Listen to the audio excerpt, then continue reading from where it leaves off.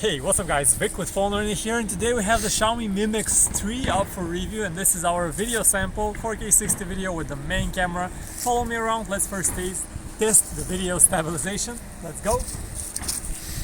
The phone is handheld and we're just walking around.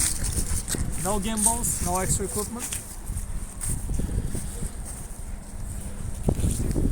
Okay, and now let's test the continuous autofocus feature by focusing on the tree bark and switching to the background.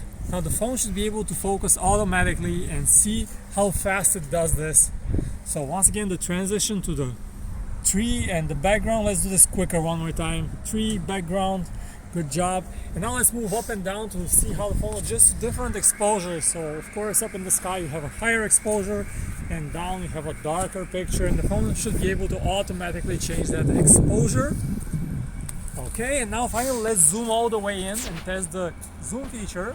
So we have digital zoom here, but we also have a secondary telephoto camera. So we have a 2x zoom with that camera. So let's zoom all the way in and then zoom all the way back out. Okay, and this was our quick test of the cameras on the Xiaomi Mi Mix 3.